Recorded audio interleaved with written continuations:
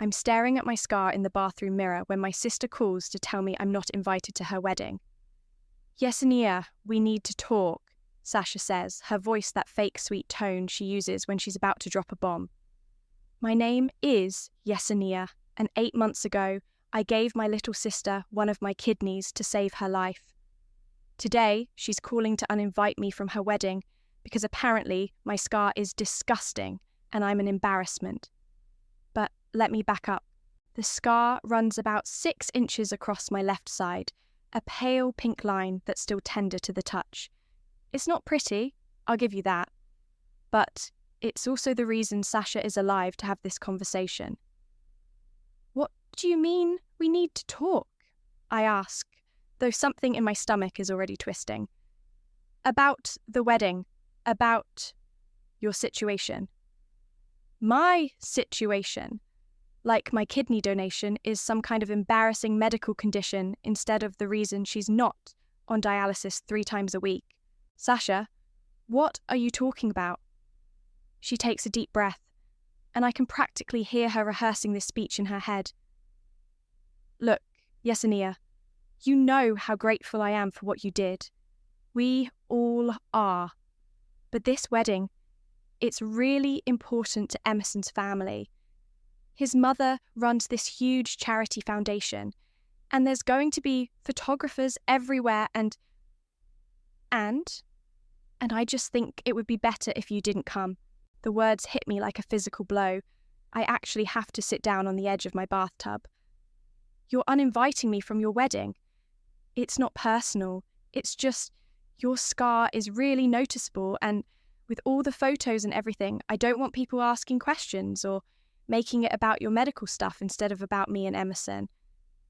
I'm quiet for so long that she actually says, "Hello, are you there?" I'm here. My voice sounds strange, even to me.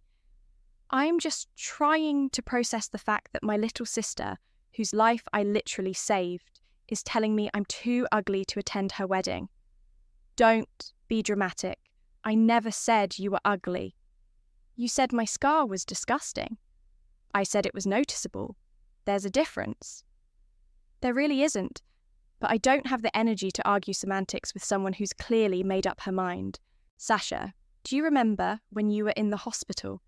When they told you that without a transplant you had maybe 6 months? Of course I remember.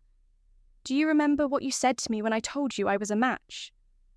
Silence. You cried and said I was your hero. You said you'd never be able to repay me, but you'd spend the rest of your life trying. Yesenia, that's not fair.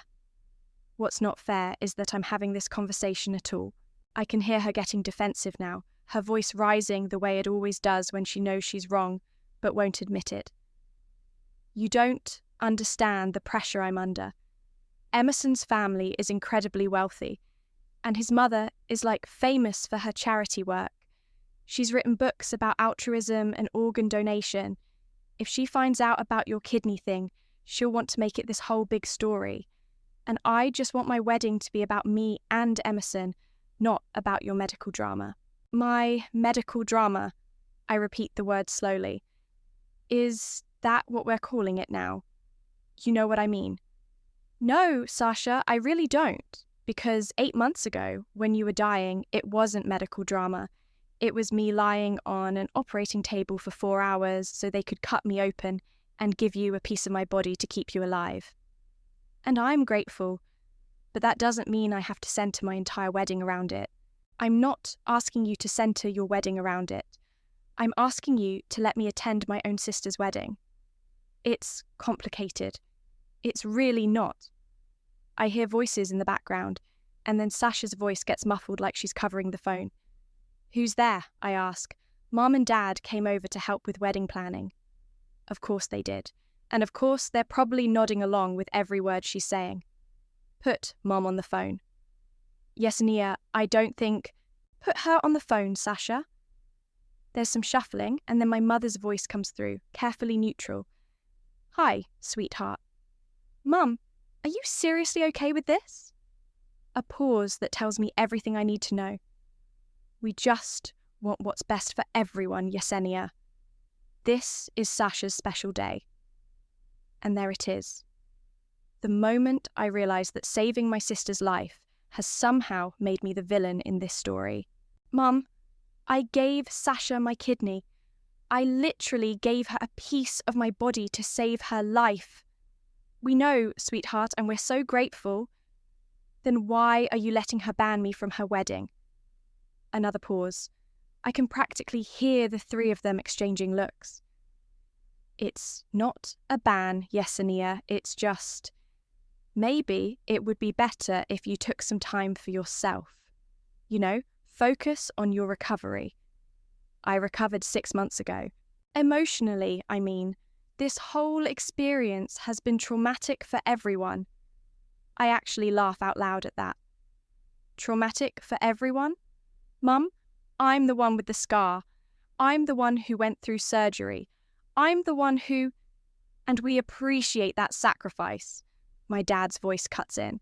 He must have taken the phone. Which is why we want to make sure you're compensated appropriately. Compensated?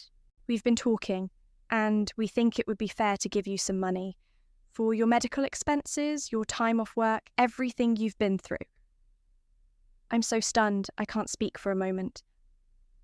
You want to pay me to stay away from Sasha's wedding? We want to show our appreciation for your sacrifice while also respecting Sasha's wishes for her special day. How much? Excuse me? How much money are you offering me to pretend I don't exist? Yesenia, don't be like that. No, I'm curious. What's the going rate for a kidney and a lifetime of family shame? 5,000? 10? Silence.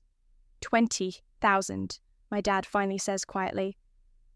I have to sit down again. $20,000. That's more money than I've ever had at one time in my life. Let me get this straight. You want to give me $20,000 to stay away from my own sister's wedding because my scar might ruin her photos. It's not about the scar. Sasha's voice comes through. She must be listening on speaker. It's about the questions. If people see it, they'll ask about it, and then the whole story comes out, and suddenly my wedding becomes about your kidney donation instead of about me and Emerson. God forbid anyone finds out that your sister saved your life. That's not what I meant. Then what did you mean, Sasha? Because from where I'm sitting, it sounds like you're ashamed of me. I'm not ashamed of you. I'm ashamed of the situation. I am the situation. No, you're not. You're my sister, and I love you. But this wedding is the most important day of my life, and I can't have anything go wrong. Anything like me. Anything like drama and questions and people making it about something other than my marriage. I walk to my laptop and open Facebook. Sasha's profile is public, and I scroll through her recent posts. Engagement photos, wedding planning updates, dress shopping pictures. Not a single mention of being sick. Not one word about the transplant. It's like the last 2 years of her life just disappeared. Sasha, I'm looking at your Facebook right now. What? Why? You've deleted everything. Every post about being sick, every photo from the hospital, every thank you message about the donation. It's all gone. I just wanted a fresh start. A fresh start that doesn't include me. That's not... Mum, are you seeing this? Your daughter has literally erased me from her life story. My mum's voice comes back on, careful and measured. Yesenia, we understand you're upset, but you have to understand Sasha's position. She's marrying into a very prominent family. Emerson's mother runs a foundation. She's written books. She's very well respected in society. Sasha needs to make a good impression. And having a sister who donated a kidney makes a bad impression? Having a sister with visible surgical scars at a high-profile wedding might raise questions that Sasha isn't ready to answer. Questions like what? Like how her sister saved her life? Questions about medical procedures and family drama and things that should stay private. I'm pacing now, my free hand clenched into a fist. So, let me make sure I understand this correctly. You want me to take $20,000, stay away from the wedding, and keep quiet about the fact that I donated my kidney to Sasha. We want you to respect Sasha's privacy and her wishes for her wedding day. And if I don't? The silence stretches so long, I wonder if they've hung up. Yes, Anaya, my dad finally says. We're hoping it won't come to that. Come to what? Come to you making this difficult for everyone. I hang up. My hands are shaking as I call my best friend Tiffany. They offered me money, I say as soon as she picks up. What kind of money? $20,000 to stay away from Sasha's wedding and keep my mouth shut about the kidney donation. Holy shit. Yeah. Are you going to take it? I look at myself in the mirror again, at the scar that saved my sister's life and apparently ruined her wedding. I don't know. Don't take the money, Tiffany says immediately. Yesenia, please tell me you're not actually considering taking their blood money. It's $20,000, Tiff. That's more than I make in 6 months. It's hush money. They're literally paying you to disappear. I'm sitting on my couch now, staring at the stack of medical bills on my coffee table. Even with insurance, the kidney donation cost me almost $3,000 out of pocket. Money I'm still paying off. Maybe disappearing isn't the worst thing. Maybe I should just take the money and move on. Move on to what? A life where your own family pretends you don't exist? Before I can answer, my phone buzzes with a text from an unknown number. Hi, Yesenia. This is Emerson. I got your number from Sasha's phone. Can we talk? I show Tiffany the message. Oh, shit. He doesn't know, does he? Apparently not. I'm about to text back when my phone rings. It's my dad. Don't answer that, Tiffany says. I answer it anyway. Yesenia, we need you to not contact Emerson. I haven't contacted him. He contacted me. Well, don't respond. Sasha is handling the situation. What situation? The situation where her fiancé doesn't know his bride-to-be is only alive because of her sister's kidney. The situation where you're trying to cause problems for your sister's engagement. I'm not trying to cause problems. I'm trying to understand why I'm being erased from my own family. You're not being erased. You're being asked to be discreet. There's a difference? Yes, there is. And if you can't see that, then maybe you need to think about whether you really want what's best for Sasha. He hangs up before I can respond. They're panicking, Tiffany says. Good. My phone buzzes again. Another text from Emerson. I'm outside your apartment building. Can I come up? Tiffany's eyes go wide. He's here? I look out my window and see a black BMW parked on the street. A tall guy in an expensive-looking jacket is leaning against it, looking up at my building. Yeah, he's here. This is perfect. Tell him everything. Tiff, I can't. If I tell him, it'll destroy Sasha's engagement. So? She's trying to destroy your relationship with your entire family. I buzz him up before I can change my mind.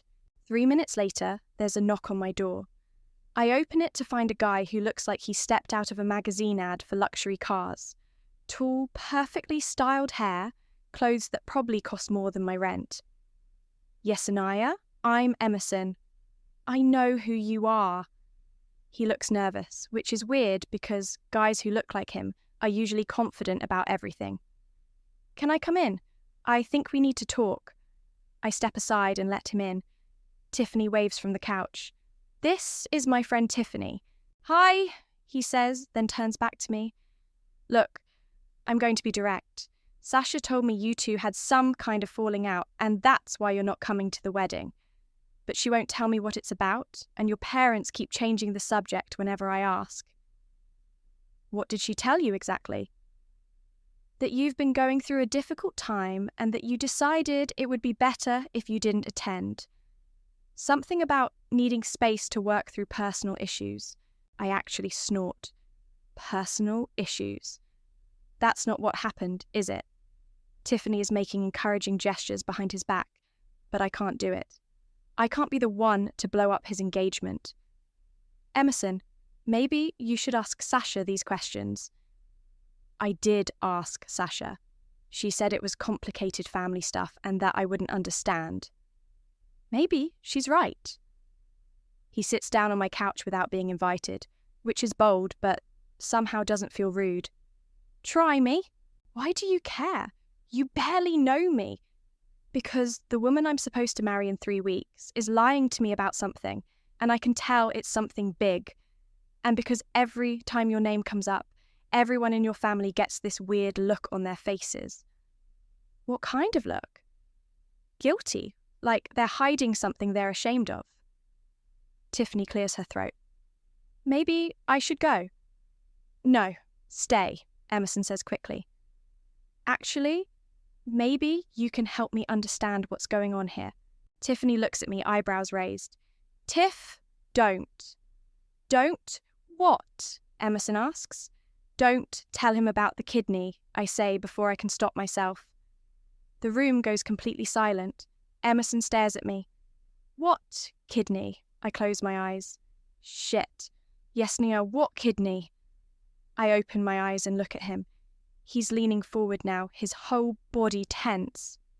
The kidney I gave to Sasha 8 months ago to save her life. His face goes completely white. You gave Sasha a kidney? Yeah, and she didn't tell me. Apparently not. He stands up and starts pacing, running his hands through his hair. She told me she had food poisoning last year. That's why she was in the hospital. She had kidney failure. And you donated your kidney to her. Yes. He stops pacing and looks at me. And now she's uninvited you from the wedding because my scar is disgusting and I'm an embarrassment. Emerson sits back down heavily, like someone just punched him in the stomach. She said your scar was disgusting. Her exact words were that it was disgusting, and that I was an embarrassment who would ruin her wedding photos. Jesus Christ. He puts his head in his hands. My mother is going to lose her mind. Your mother? She runs a foundation for organ donation awareness. She's written 3 books about the importance of living donors. She gives speeches about people like you. Tiffany and I exchange looks. People like me? Heroes. That's what she calls living donors. Heroes who sacrifice their own bodies to save strangers. He looks up at me. You didn't save a stranger. You saved your sister. Yeah, well, apparently that doesn't count for much. Emerson stands up and starts pacing again. I have to go talk to Sasha. Emerson, wait, I say. Before you do anything, you should know that my parents offered me $20,000 to stay away from the wedding and keep quiet about the donation. He stops dead. They what? They want to pay me to disappear so I don't embarrass Sasha in front of your family. This is insane. This is absolutely insane. He pulls out his phone. I'm calling her right now. Don't. Why not? Because if you confront her about this, she'll know I told you. And then my entire family will cut me off completely. They're already cutting you off. But there's still a chance they'll come to their senses. If you blow this up now, there's no going back. Emerson stares at me like I'm speaking a foreign language. Yesenia, they offered you money to pretend you don't exist. There's already no going back. Tiffany nods. He's right. They've already shown you exactly who they are. But she's my sister. She's also a liar who's been deceiving her fiancé for months, Emerson says. What else hasn't she told me? My phone buzzes. It's a text from Sasha. Did you talk to Emerson? Dad said he was asking questions. Please don't make this harder than it has to be. I show them the message. She knows he was here, Tiffany says. They're probably tracking his car or something, I mutter. Emerson's phone starts ringing. He looks at the screen. It's Sasha. Don't answer it. I have to. If I don't, She'll know something's wrong. He answers the phone. Hey, babe. I can hear Sasha's voice through the speaker, high and anxious. Where are you? Your mum called looking for you. I'm just running some errands. Why? She wants to have dinner tonight to go over the final guest list. Can you be home by 6? Yeah, sure. Is everything okay? You sound stressed. I'm fine. Just wedding stuff, you know. I'll see you at home. She hangs up. She's definitely panicking, Tiffany observes. Emerson looks at his phone, then at me. I need to ask you something, and I need you to be completely honest with me. Okay. Is there anything else about Sasha that I should know? Anything else she's lied about or hidden from me? I think about it. Really think about it. She's not a bad person, Emerson. She's just scared. She's always been insecure about not being good enough. And now she's marrying into this wealthy, accomplished family, and she's terrified of not measuring up. That doesn't excuse lying to me. No, it doesn't, but it explains it. He nods slowly. What are you going to do about the money? I don't know. Don't take it, he says firmly. Whatever you do, don't take their money. Why not? Because once you take it, you become complicit in the lie. You become part of the cover-up. Tiffany pulls out her phone and starts typing. What are you doing? I ask. Looking up your future mother-in-law, she says to Emerson. Rosalie Williams, right? Yeah, why? Just curious about this foundation of hers. She shows us her phone screen. It's a website for something called the Williams Foundation, for altruism and organ donation. There's a photo of an elegant woman in her 60s, with silver hair and kind eyes. She's pretty, I say. She's also hosting a gala next month, Tiffany says, scrolling through the site. Look at this. She shows us an event page. Annual gala, celebrating extraordinary acts of living donation, honouring the heroes who give the gift of life. Emerson goes pale again. Oh, shit. What? She's been planning this gala for months. She keeps talking about it. She wants to highlight stories of living donors who've made incredible sacrifices. Stories like mine, I say quietly, exactly like yours. Tiffany grins. This is perfect. What's perfect? I ask. You should go to the gala? Tiff, I can't just show up to some fancy charity event. Why not? You're exactly the kind of person they're trying to honour. Emerson is staring at the website. Actually, she's right. My mum would love to meet you. She'd probably want to feature your story. But that would destroy Sasha's wedding. Sasha is destroying her own wedding by lying to everyone. My phone buzzes again. Another text from my dad. Have you thought about our offer? We need an answer soon. I show them the message. They're getting desperate, Tiffany says. Good, Emerson says. Let them sweat. He stands up and heads for the door. I have to go. But Yesenia, promise me you won't take their money. I promise. And think about the gala. I think my mum would really like to meet you. After he leaves, Tiffany turns to me with a huge grin. We're going to that gala. We? Oh, hell yes. I wouldn't miss this for the world. I'm not going to some fancy gala, Tiff. I don't even own a dress nice enough for something like that. Then we'll get you one. Come on, this is perfect revenge. I don't want revenge. I just want my family back. Tiffany gives me a look that says she thinks I'm being naive, but before she can argue, my phone rings. It's an unknown number with a local area code. Hello? Is this Yesenia? The voice is older, refined, with just a hint of a southern accent. Yes. Who is this? This is Rosalie Williams. I believe you know my son Emerson. My heart stops. Tiffany's eyes go wide. Mrs. Williams? Hi. I hope you don't mind me calling. Emerson gave me your number. He said you might be interested in speaking with someone about your experience as a living donor. I look at Tiffany, who's making frantic hand gestures. My experience? Yes, dear. Emerson told me you donated a kidney to your sister. I run a foundation that supports living donors, and I'm always looking to connect with people who've been through that journey. He told you about the donation? He did. He seemed quite moved by your story. He said you might benefit from talking to someone who understands the unique challenges that living donors face. I'm quiet for so long that she continues. I hope I'm not overstepping. It's just that, in my work, I've found that many living donors struggle with feeling unappreciated or misunderstood by their families after the surgery. The physical recovery is one thing, but the emotional recovery can be much more complicated. That's actually very accurate. Would you be willing to meet for coffee? I'd love to hear your story, and perhaps I can offer some perspective from others who've been in similar situations. Tiffany is nodding so vigorously, I'm worried she's going to hurt her neck. Yes, I think I'd like that. Wonderful. Are you free tomorrow afternoon?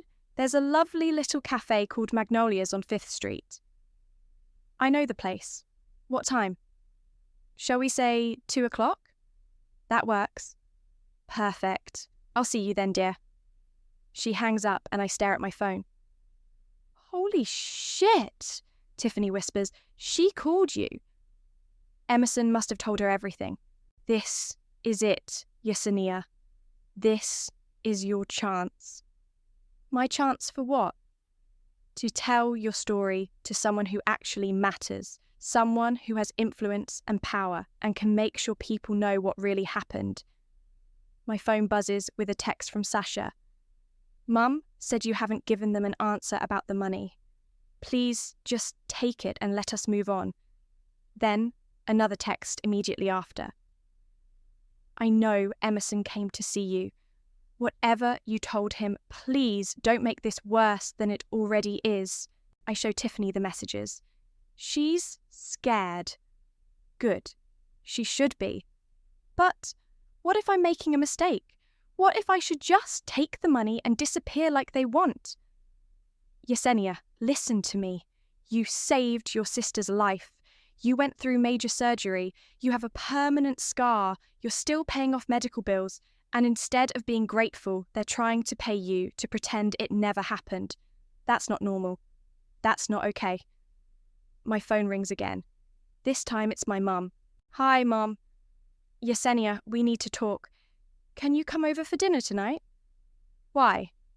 Because we're family and we need to work this out. Work what out?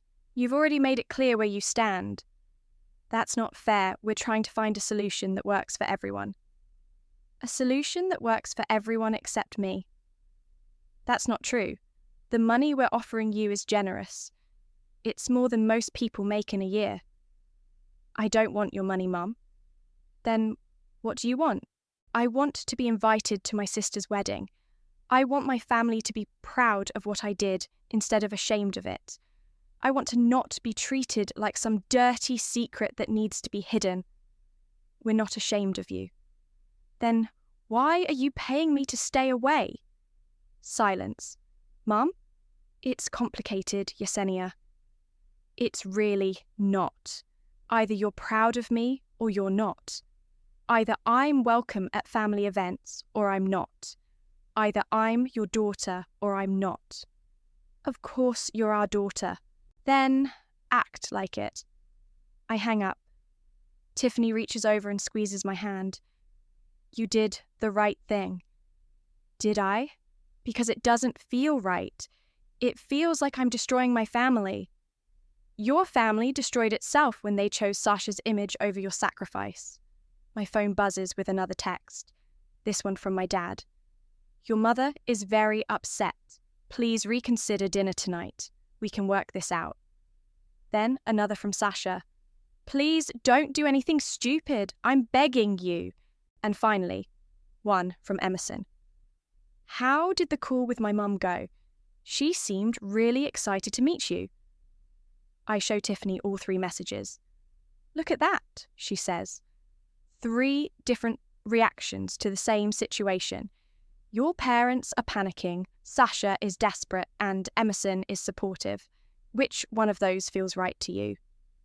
I know the answer, but I'm scared to admit it. The supportive one. Then trust that feeling. Go meet with Rosalie tomorrow. Tell her your story. Let her decide what to do with it. And if it ruins Sasha's engagement, then Sasha ruined her own engagement by lying to her fiancé for months. I look at Emerson's text again. She seemed really excited to meet you. Maybe it's time someone was excited about what I did instead of ashamed of it. I'm sitting in Magnolia's cafe at 1:55, wearing the nicest blouse I own and checking my phone every 30 seconds. At exactly 2 o'clock, a woman walks in who can only be Rosalie Williams. She's elegant in that effortless way that comes with money and confidence. Silver hair pulled back in a perfect chignon, wearing a cream-coloured blazer that probably costs more than my car payment, but her smile is warm and genuine as she spots me. "Yesenia?" "Yes, ma'am." "Please, call me Rosalie." She sits across from me and signals the waitress. "Thank you so much for meeting me." "Thank you for calling. I have to admit, I was surprised. Emerson spoke very highly of you. He said you were one of the most selfless people he'd ever met." The waitress comes over and Rosalie orders a latte. I stick with my coffee. "He's very kind. He's also very concerned about your situation." "My situation?" "The way your family has responded to your donation. He said they've been less than supportive." I take a sip of my coffee to buy time. "It's complicated. Family situations often are. But in my experience, there's usually a simple truth underneath all the complications." She's looking at me with these kind but piercing eyes, and I can tell she's the type of person who doesn't accept surface-level answers. The simple truth is that I gave my sister a kidney to save her life, and now she's ashamed of me. Ashamed of you for saving her life. Ashamed of my scar. She says it's disgusting and that I'll embarrass her at her wedding. Rosalie's expression doesn't change, but something shifts in her eyes. "Her wedding to my son." "Yes. And she's uninvited you because of your surgical scar. She says it will raise questions and make her wedding about my medical drama instead of about her marriage." Rosalie sets down her latte carefully. "Medical drama. That's what she called it. And your parents support this decision?" "They offered me $20,000 to stay away and keep quiet about the donation." Now, Rosalie's composure cracks slightly. "They offered you money to hide the fact that you saved your daughter's life. They said it was compensation for my sacrifice and that I should respect Sasha's privacy." "Her privacy?" "Yes." Rosalie is quiet for a long moment, and I can practically see her processing this information. "Yesenia, may I ask you something personal?" "Sure." "Do you regret donating your kidney?" "No, never. Even with everything that's happened, I'd do it again in a heartbeat." "Even knowing how your family would react?" "Even knowing how they'd react." She nods slowly. "That's what I thought you'd say. In my 20 years of working with living donors, I've found that the truly selfless ones never regret their decision, no matter how badly they're treated afterward." "You've seen this before?" "Unfortunately, yes. Families who are grateful in the moment, but become uncomfortable with the reminder of their loved one's mortality. People who want to move on and pretend the crisis never happened." "So, I'm not crazy for feeling hurt by this?" "You're not crazy at all. You're human, and you deserved better from your family." My phone buzzes. It's a text from Sasha. "Where are you? Mum said you didn't come to dinner last night and you're not answering their calls." I show Rosalie the message. "They're looking for you. They want an answer about the money." "What are you going to tell them?" "I don't know." Rosalie leans forward. "Yesenia, I want to share something with you." Next month, my foundation is hosting our annual gala. We honour living donors who've made extraordinary sacrifices. This year, we're specifically focusing on donors who face challenges or rejection from their families. Emerson mentioned the gala. Did he?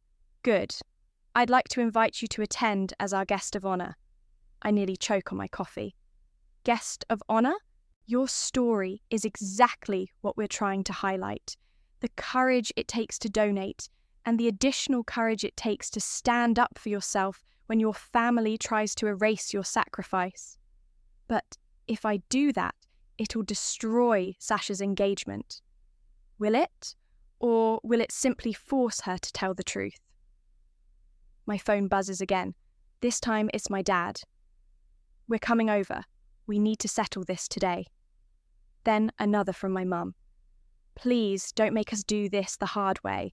What does that mean? I ask, showing Rosalie the messages. It sounds like a threat.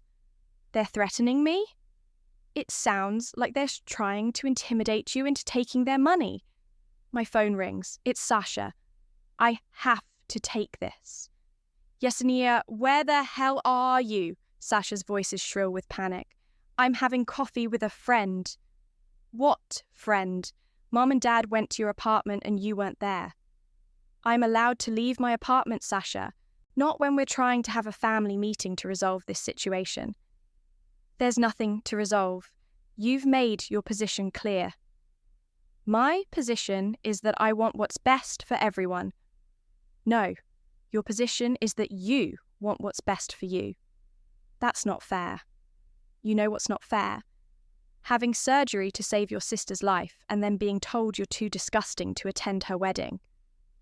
I never said you were disgusting. You said my scar was disgusting. Same thing. Rosalie is watching this conversation with interest.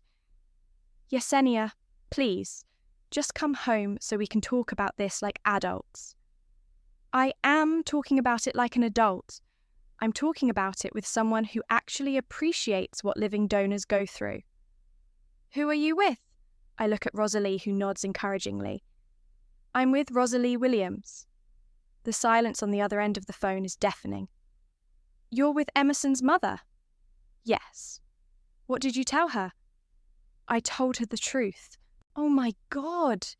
Oh my God, Yesenia, what have you done? I've had coffee with a very nice woman who runs a foundation for people like me.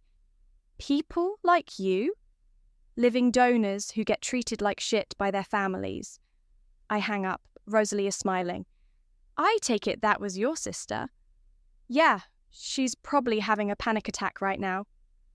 Good. Maybe it's time she faced some consequences for her actions. My phone starts ringing immediately. First Sasha, then my mum, then my dad. I decline all the calls. They're panicking, I tell Rosalie, as they should be. She finishes her latte and checks her watch. Yesenia, I have a proposition for you. Okay. I'd like you to come to dinner at our house tonight. Emerson will be there, and I think it's time we had an honest conversation about this situation. What about Sasha? What about her? Won't she be there too? I haven't invited her. This dinner is for family and people I trust. Right now, I'm not sure your sister qualifies as either. My phone buzzes with a text from an unknown number. This is River, Emerson's brother. Mom told me what's happening. We're all on your side. I show Rosalie the message. River doesn't usually get involved in family drama, she says. The fact that he's reaching out means he's genuinely upset about this. Your whole family knows. Emerson told us everything last night. About the kidney donation, about your family's reaction, about the money they offered you. Her voice gets harder. We don't take kindly to people who try to buy silence about acts of heroism. My phone rings again. This time, it's Emerson. I should probably take this. Yesenia, thank God. Are you okay? I'm fine. I'm still with your mum. Good. Listen, Sasha and your parents just showed up at my apartment. They're demanding to know where you are. What did you tell them? I told them it was none of their business, but they're not leaving. Your dad is threatening to call the police and report you missing. I'm 28 years old. I can't be reported missing for having coffee. That's what I told them. But they're getting aggressive. Your mum is crying, Sasha is screaming, and your dad keeps saying they need to fix this situation before it gets out of hand. Rosalie takes the phone from me. Emerson, it's Mum. Bring them to the house. What? You heard me. Bring all 3 of them to the house. It's time we settled this once and for all. Mum, are you sure? I'm sure. And Emerson, record the conversation on your phone. I have a feeling we're going to want documentation of what happens next. She hands the phone back to me. Rosalie, I don't think this is a good idea. Why not? Because it's going to be a disaster. My family is going to say terrible things, and your son is going to see exactly how toxic we are. Emerson already knows how toxic they are. The question is whether he's going to marry into it anyway. We drive to the Williams house in separate cars. Their place is exactly what I expected. A massive colonial with a circular driveway and perfectly manicured gardens. I feel completely out of place pulling up in my 10-year-old Honda. Rosalie meets me at the front door. Are you ready for this? No. Good. The best confrontations happen when people aren't ready for them. We walk into a living room that's bigger than my entire apartment. Emerson is sitting on a leather couch that probably costs more than my car. My parents and Sasha are huddled together on the opposite couch, looking like they're facing a firing squad. River is leaning against the fireplace, arms crossed, looking like he'd rather be anywhere else. Yesenia! My mum jumps up like she's going to hug me, but I step back. Mum, we've been so worried about you. No, you haven't. You've been worried about your secret getting out. That's not fair, my dad says. We're trying to protect the family. Which family? Rosalie asks, settling into an armchair like she's hosting a tea party. Because from where I'm sitting, it looks like you're protecting one daughter at the expense of the other. Mrs. Williams? Sasha starts, but Rosalie holds up a hand. I'll get to you in a moment, dear. First, I'd like to hear from your parents. She looks at my mum and dad. I understand you offered my future daughter-in-law's sister money to stay away from the wedding. It's not like that, my mum says quickly. We just thought it would be better for everyone if the person who saved your daughter's life disappeared so you wouldn't have to acknowledge her sacrifice. We're very grateful for what Yesenia did, my dad says. Are you? Because offering someone money to hide their heroic act doesn't seem very grateful to me. Sasha finally speaks up. Mrs. Williams, you don't understand. This is a family matter. It became my matter when you lied to my son for months about why you were in the hospital. I didn't lie. I just didn't think it was relevant. You didn't think it was relevant that your sister donated a kidney to save your life? It's not that simple. Actually, it is that simple. Rosalie turns to Emerson. Show them the video. What video? Sasha asks, her voice getting higher. Emerson pulls out his phone and starts playing a recording. It's Sasha's voice from yesterday. Your scar is disgusting and you're an embarrassment. I can't have you ruin my photos. This is my day and I won't let your medical drama overshadow my wedding. The room goes completely silent. Did you really say that to your sister? Rosalie asks quietly. Sasha's face is bright red. That's taken out of context. What context makes calling your sister disgusting acceptable? I was stressed. Planning a wedding is incredibly stressful, and I just wanted everything to be perfect. Perfect enough to erase the person who saved your life. I wasn't trying to erase her. Then what were you trying to do? Sasha looks around the room desperately, but no one is coming to her rescue. I was trying to protect my future. Your future with my son. Yes. Rosalie nods slowly. I see. And you thought the best way to protect that future was to lie to him and abuse your sister. I didn't abuse anyone. You called her disgusting and offered her money to disappear. What would you call that? Sasha starts crying, but they're angry tears, not sad ones. This isn't fair, you're all ganging up on me. No, I say quietly. This is what accountability looks like. Sasha wipes her eyes and looks directly at me. Fine. You want accountability? Here it is. Yes, I said those things. Yes, I didn't want you at my wedding. And yes, I'm ashamed of your scar because it reminds everyone that I was sick and weak and almost died. The honesty is so brutal that everyone in the room goes quiet. There, are you happy now? I said it out loud. Actually, yes, I say.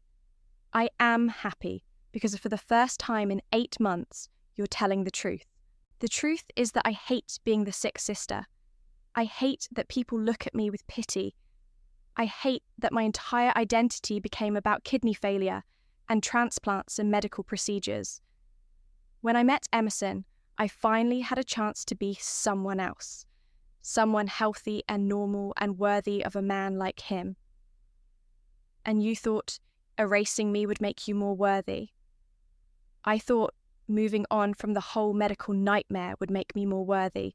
Rosalie leans forward. Sasha, may I ask you something? I guess. Do you think Emerson would love you less if he knew you'd been sick? I don't know. Maybe. Emerson stands up. Then you don't know me at all. Emerson, please.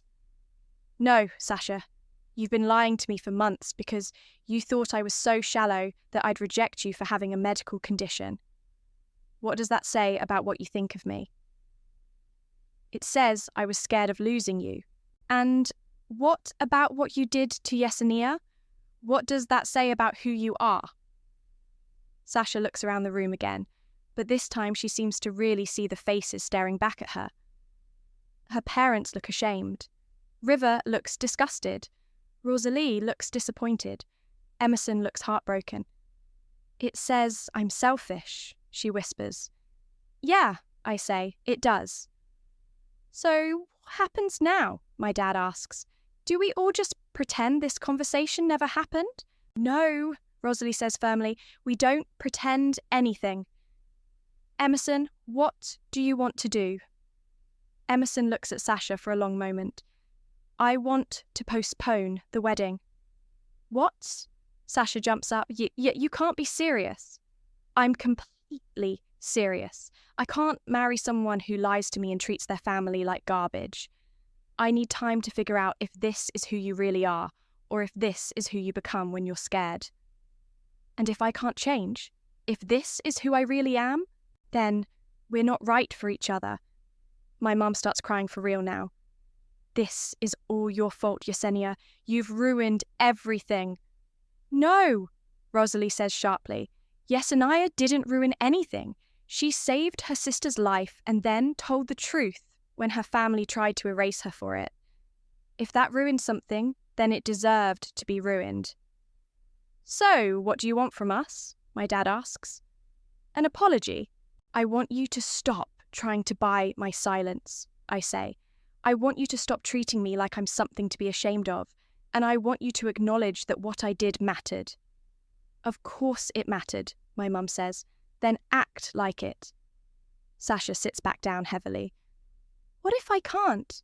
What if I can't stop being ashamed? Then that's your problem to work on, I tell her. But it's not my problem to hide from anymore. Rosalie stands up. I think we've said everything that needs to be said.